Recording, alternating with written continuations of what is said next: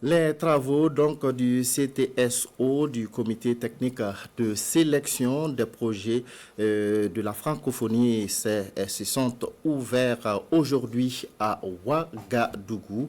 Pendant 6 jours, les experts donc vont parler de développement économique des jeunes. La rencontre permettra surtout d'identifier les projets porteurs pour financement. L'ouverture des travaux de la rencontre avec Amado Ilboudo et Jean-Modeste Ouedraogo.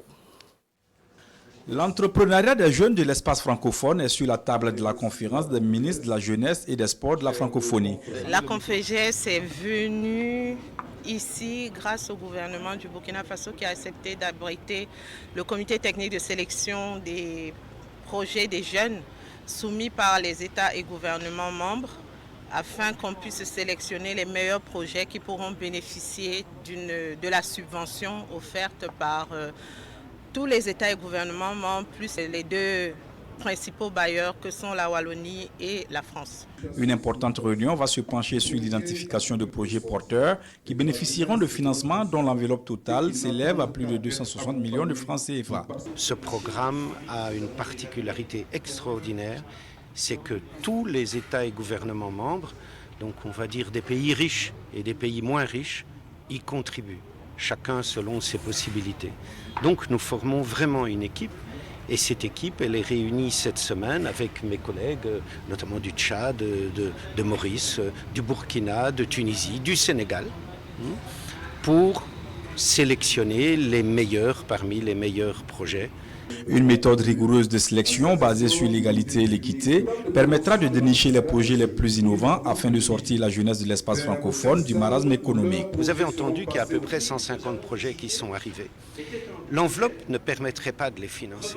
Donc ce que nous allons faire pendant cette semaine, et croyez-moi par expérience, c'est vraiment, ça nécessite beaucoup de concentration et c'est épuisant. Nous allons essayer de faire bénéficier chaque projet parmi les 10 de chaque pays d'une enveloppe raisonnable. Puisque l'enveloppe globale est trop petite, notre travail va être de comment réduire l'ampleur de chaque projet sans le remettre en cause. Ainsi donc, le Burkina Faso qui présente 10 projets sur les 150 en compétition espère bénéficier des financements. En marge de la réunion technique d'identification des meilleurs projets, la Conféges tiendra une conférence sur les recommandations de la déclaration de Cotonou afin de relancer dans l'espace francophone l'éducation physique et sportive. Et pour être plus complet sur ce dossier, nous recevons Madame Louisette René Toby, secrétaire générale de la conférence des ministres de la jeunesse et des sports de la francophonie, la Conféges. Bonsoir, Madame le secrétaire général. Bonsoir, Monsieur Sagnon. Alors, on vient de le voir dans le reportage. L'objectif de cette conférence, c'est de sélectionner les meilleurs projets, mais également d'autres activités sont prévues. Alors, merci déjà de m'avoir invité sur votre plateau. Je suis très honorée de bénéficier de cette tribune pour parler de la Conféges. Nous sommes au Burkina Faso après une réponse positive du gouvernement qui a accepté d'abriter 2 grands événements. Le premier, c'est le comité technique de sélection et d'orientation du programme de promotion de l'entrepreneuriat des jeunes, qui est un des programmes phares de la Conféges et existe depuis 1989. Et à ce jour, la Conféges a accompagné près de 25 États et gouvernements membres du Sud, dont Haïti, les pays de l'Afrique de l'Ouest, de l'Est, du Nord et l'océan Indien, les pays de l'Afrique centrale.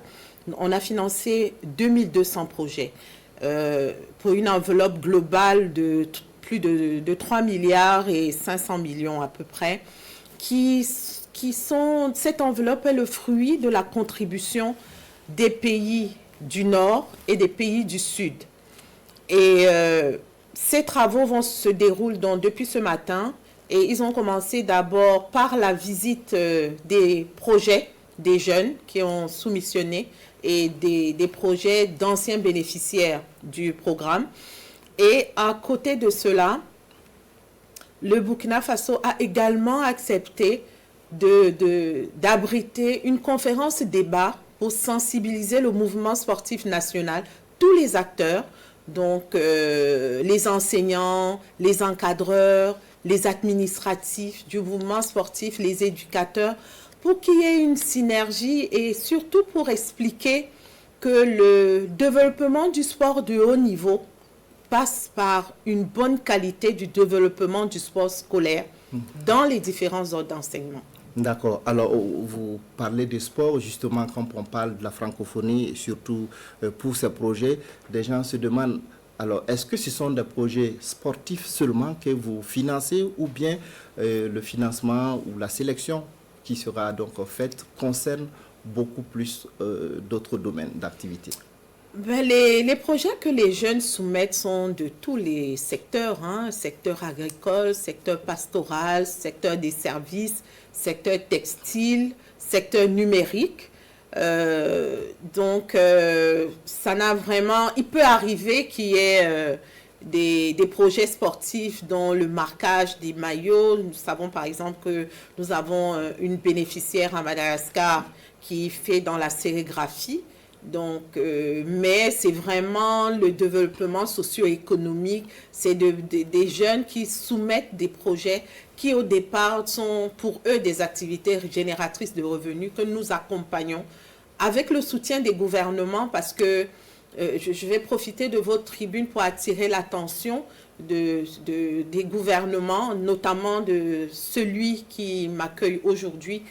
En même temps que la Confégès accompagne les jeunes avec ces subventions, notre objectif est aussi que les pays, donc comme il y aura 10 projets de jeunes burkinabés, que ces jeunes-là puissent bénéficier de certaines exonérations. Je dirais par exemple, pendant 5 ans, le jeune peut ne pas payer les taxes. On l'accompagne, on fait grandir son projet pour que celui-ci cesse d'être une activité génératrice de revenus, qui puisse être une petite et moyenne entreprise au bout de 5 ans. D'accord. On l'a vu dans le reportage, l'enveloppe globale destinée donc au financement de ces projets, c'est de 260 millions. Alors, c'est une enveloppe qui est insuffisante. Alors, qu'est-ce qui est fait justement, qu'est-ce qui est prévu donc pour pouvoir augmenter cette enveloppe? Alors, au niveau de l'augmentation de l'enveloppe, nous continuons les plaidoyers, nous essayons de multiplier les partenariats et les styles d'accompagnement.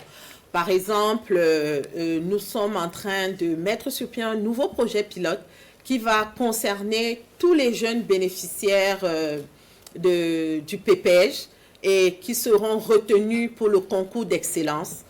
Les bénéficiaires des concours d'excellence depuis 3 éditions, c'est-à-dire 2017, 2019, 2021, vont participer à une autre compétition qui va permettre cette fois qu'on puisse leur accorder des prêts, mais qui seront très, très encadrés. C'est-à-dire qu'on est en train de négocier avec une institution qui va apporter des financements pour faire grandir davantage les entreprises. Et ces financements, on va même évaluer les risques de l'accompagnement dont les jeunes seront accompagnés pendant 5 ans. Et je me dis qu'au bout de, disons, 20 ans, normalement, on devait avoir des actions plus impactantes. Et nous avons aussi un souci de mesurer l'impact de toutes ces actions dans les pays. C'est vrai, il y a des missions de suivi que conduisent la Wallonie et d'autres experts, la France, pour s'assurer que les jeunes suivent bien le chemin tracé. Et de plus, en plus de ces compétitions-là, nous attendons aussi que les gouvernements considèrent que les subventions accordées aux 10 jeunes de leur pays respectifs, c'est un appui qui a besoin d'un appui supplémentaire du gouvernement qui peut se traduire en réservation de secteurs. Je dis n'importe quoi. On peut décider, par exemple, que dans un pays, la maintenance des travaux routiers soit une exclusivité des jeunes.